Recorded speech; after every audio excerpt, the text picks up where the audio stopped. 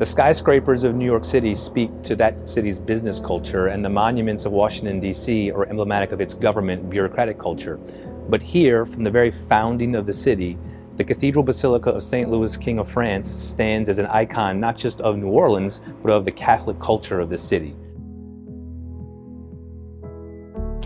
So when you think about New Orleans, what do you think about? You think about king cakes, you think about Mardi Gras, you think about the saints. Well, all of those things are Catholic. New Orleans began in 1718, so we are coming up on our tricentennial, and we want to curate an exhibit and have an exhibit about the cathedral.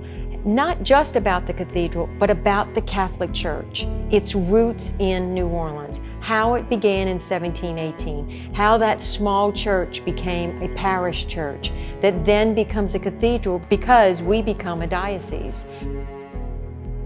Archaeologists conducting excavations in St. Anthony's Garden behind the cathedral after Hurricane Katrina uncovered the remnants of buildings that are not found on the earliest maps and plans of the city, confirming that the cathedral has stood at the center of the city from its very founding.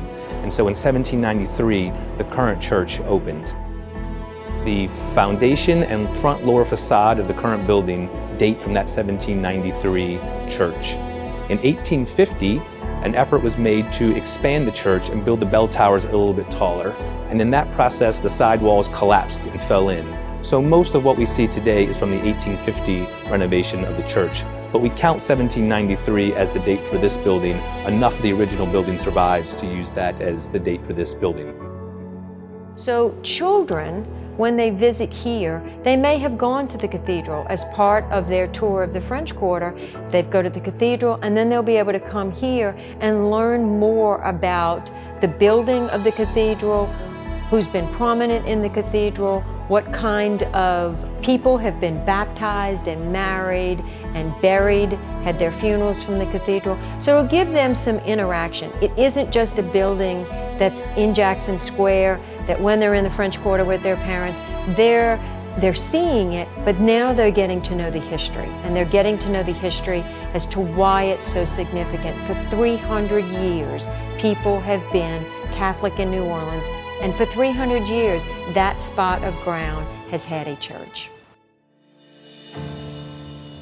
One of the things I like to help students learn about is researching. How do you research? How do we research? And these are our high school students and some of our 7th and 8th graders. When we put together an exhibit, we have to research. Why is that significant? It isn't something that just falls out of our heads. So for our next exhibit, with highlighting the St. Louis Cathedral, we've been able to pull from not only the archives in the Archdiocese, but from the state archives or from the city archives, from the Historic New Orleans collection, from Notre Dame University. Where are the significant pieces? So part of the exhibit will have plans, we'll have some maps, we'll have old photographs, we'll have old sketches, and then we'll move into some modern technology. We'll have some interactive pieces, some iPads that students can flip through and learn about certain characters that were part of the cathedral and that are part of their records. So why not, when you're here in the city, visit the Catholic Museum, the old Ursuline Convent Museum, the cathedral, to learn more about the roots of Catholicism in New Orleans. It's iconic. You don't see another city in the United States that has as its icon that everyone knows about, it's the St. Louis Cathedral.